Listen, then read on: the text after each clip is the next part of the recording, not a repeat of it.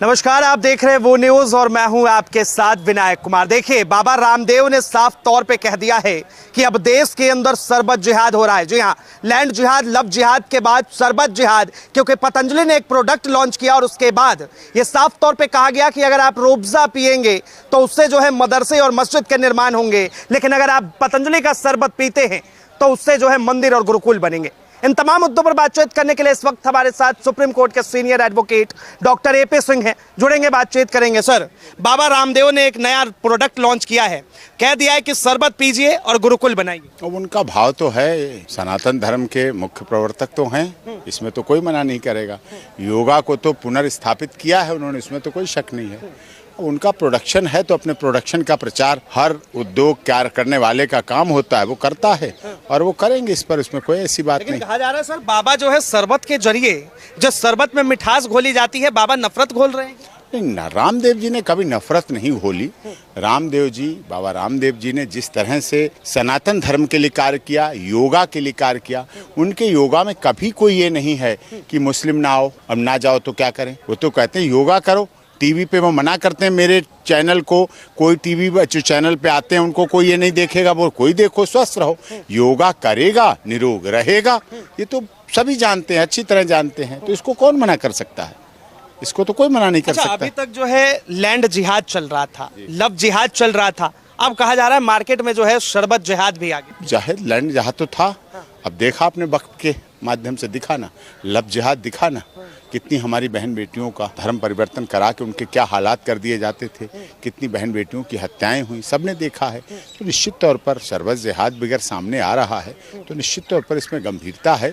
उनका पैसा, दुनिया में सबसे अधिक मस्जिदें कहाँ हैं? भारत। दुनिया में 55 इस्लामिक देश हैं, Iran, Iraq, Jeddah, Lebanon, Tehran, Saudi Arab है, वहाँ क्यों नहीं इतनी मस्जिदें? क्योंकि हम सर्वधर्म समभाव, सर्वजन हिताय, बहुजन हिताय, बहुजन सुखाय का उद्देश्य केवल बोलते नहीं करके भी दिखाते हैं। ये है सच्चाई सामने। बांग्लादेश की प्रधानमंत्री शेख हसीना जी के साथ जब घटनाक्रम राजनीतिक होता है तो वो कहाँ आती हैं? भारत आती हैं। वो पाकिस्तान नहीं गई, अफगानिस्तान नहीं गई, वो ईरान, इराक, जद्दा उनका जा सकता था जहाज, सऊदी अरब जा सकता, वो नहीं गई। उन्हें पता है भारत बेटी बचाओ, बेटी पढ़ाओ और बेटी को बढ़ाओ के आधार पर कार्य करता है और आज भी सुरक्षित हैं।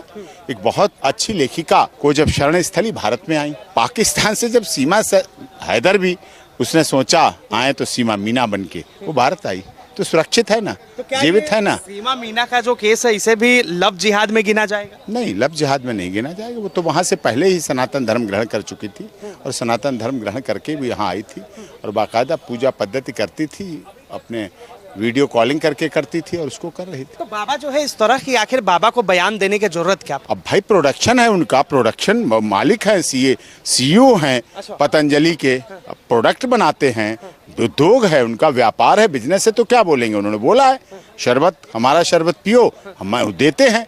वो उनका जो दान अनुदान जाता है वो वास्तव में सनातन धर्म के हित के लिए जाता है।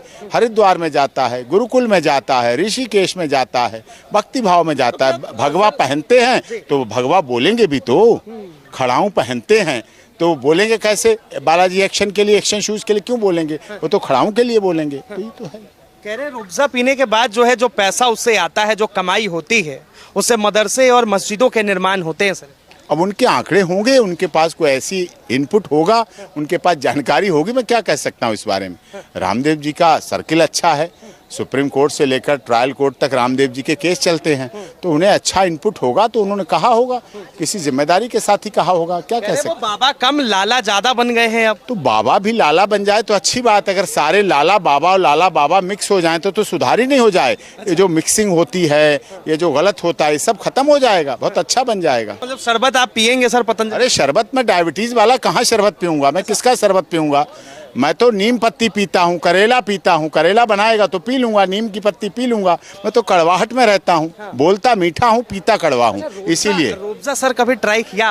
रूअफ़ज़ा मैंने पिया नहीं, कभी जानता नहीं क्या होता है रूअफ़ज़ा। अच्छा, मैंने रूअफ़ज़ा आपने टेस्ट नहीं? मैं तो चीनी का, सत्तू का, गुड़ का ये शरबत पिया है, यही माता पिता ने पिलाया है, गाय का दूध पिलाया है और खीस खिलाया है। मैं क्या जानूँ रूअफ़ज़ा क्या पिया जाता है?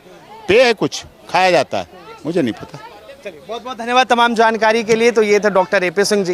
इन्होंने साफ तौर पे कहा कि जो बाबा बना रहे हैं शरबत, वो अपना अपना एडवर्टाइजमेंट करने का तरीका है और इन्होंने जो है आज तक कभी रूअफ़ज़ा नहीं पी। बहरहाल इसे लेकर आपकी क्या राय है, अपनी राय जरूर बताएं। फिलहाल के लिए इतना ही। ऐसे तमाम खबरों के लिए देखते रहें वो न्यूज़।